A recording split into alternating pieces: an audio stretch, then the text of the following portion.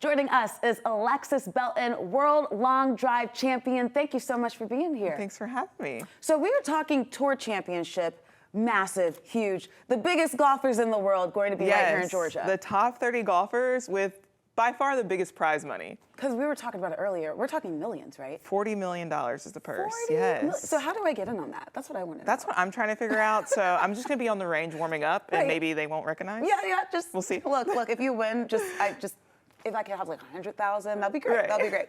Alexis, I want to talk to you because not only are you going to be there experiencing it and hoping to, get a chance at that 40 million, but you will be there participating. Can you talk about your role at the championship this weekend? Yeah, I think like any golfer who loves to watch and follow the best players in the world will be here at this event coming from all over the world. And I'm excited to be a part by working with Southern Company, who's one of the title sponsors, but also just being there as someone who wants to give back to the fans and have opportunities. So one thing that I've had opportunity with Southern Company is we just are doing a mini series called Big Swings, and essentially talking about iconic people within Atlanta who are connected to golf, but have taken some big swings in their careers that have landed them where they are today. I love it. And I would argue that one of those people is you, sitting right here in front of us, because you've done so much with the community as well. And you are representing women in a space. You're representing Black women in a space. And all of your outfits are 10 out of 10, I must say. Thank you. I must say. But how does it feel being part of that community here in Atlanta? Because, I mean, if you're from here, I know that a lot of my family members go to the golf course. At some point, that golf club is going to be in your hand, and it's great to know what to do with it, right? It is. Not to know what to do with it. You know, I'm from Louisiana, and so coming to Atlanta was my first time experiencing people of all colors and races on the golf course. It was absolutely beautiful. And then to hear about something as special as East Lake, and we're thinking about Mr. Cousins, who just passed away, unfortunately, and so I feel like this is a really big year. This is the 30th year for the East Lake Foundation, and we're talking about how golf has impacted a community for the better, to help it grow, to help it flourish, and utilizing everything. We always say, get into golf because of the opportunities. As for East Lake, it brought the opportunities to the community. Because, I mean, it's a huge course that attracts so many people. I have not played it yet. I'm not good enough to play it yet. Everyone's good enough to play it. Everyone's good enough to play it. They're going to be like, ma'am, it's been how many swings? Is this number 12? No. You got a great caddy. And that's, honestly, and that's all East Lake is about, is like they're essentially a caddy for the community. How do we support? How do we help? How do we guide? And I've really taken that on even in my own philanthropy endeavors as well. And I'm glad you're talking about that, because I want to talk to you about your foundation. You have done so much community work, especially for our youth in the community. Can you talk to us a little bit about just how that came about and some of your highlights from your service? Yeah, I had the opportunity to play a little bit on tour all over the world, and one thing that I realized is golf is an individual sport, and you can get a little lonely, but also you're able to touch so many aspects of life while you're traveling. You get to see a lot of things, but you also experience a lot of things. And what does that look like to go outside of the course for a second and just really bring people along? So I would bring other players along to help serve while I was on tour.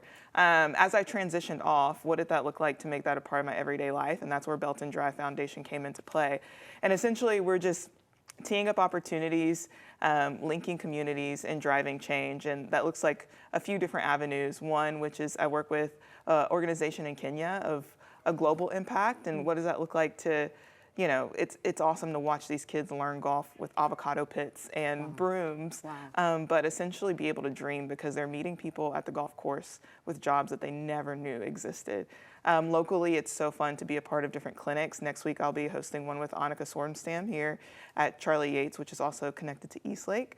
And then also promoting wellness. What does that look like to, if you travel outside of the country, you see a lot of people don't have carts. Here in the States, we tend to get on a golf cart and we miss the wellness part that comes with golf, to slow down, to be one with nature, and to enjoy the round. Absolutely. And if you walk that course, man, you're getting some steps in. Oh my gosh. You burn 1,000 calories if you walk. Are you serious? I know. So you could be boxing or you could be there you leisurely go. walking. Look, ditch the cart, just walk. Yes. It's okay, take your time. Can you talk to me a little bit about just the impact of the sport, how it has grown and how you have seen it grown since being here in Atlanta? Oh my goodness. Communities. Yeah, for sure. I think about growing up, and it was just me that looked like me on the course. Now I can walk onto a course and I'll see everyone from a GM working at a golf course to women that are playing, to African American people that are playing. And it's really beautiful to see because, I mean, diversity brings everything, it elevates everything. And so not even just diversity of people, but we bring diversity of thought.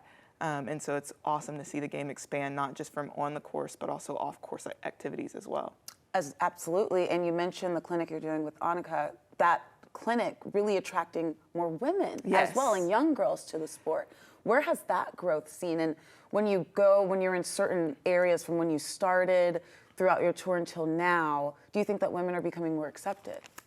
I think for sure, because we're having more positions. We're being able to be in some of the C-suite executive places within the game of golf, but also we're teaching more. And it's amazing to have a female teacher. We're able to, women's sports is growing, and so we're on TV more, so you're able to see one another a lot more. But one thing that I think is really sweet, here in Atlanta, me, Shasta Avery Hart, who was one of the fourth Black LPGA players, Mariah Stackhouse, another one. We all reside here along with many others. And so to have the opportunity to give back what we didn't have, which is mentorship or just checking in to see how other girls are doing or providing resources that we didn't have, is the little things make a big difference.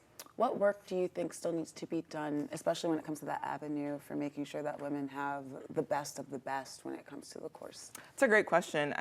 One of the things that I could speak to that I think is just knowledge of opportunities that exist. There's a lot of things that exist, and not everything that you should say yes to, and some things that you should know about that we oftentimes in our community don't know about. And so that's hopefully the gap that we're able to fill. But another thing that's so small, and I'm pretty sure you've even experienced this as well, is simply going to, a juniors page and liking a video. That says so much for sponsors, that says so much for partnerships, that says so much just to follow somebody's journey and leave little comments of encouragement.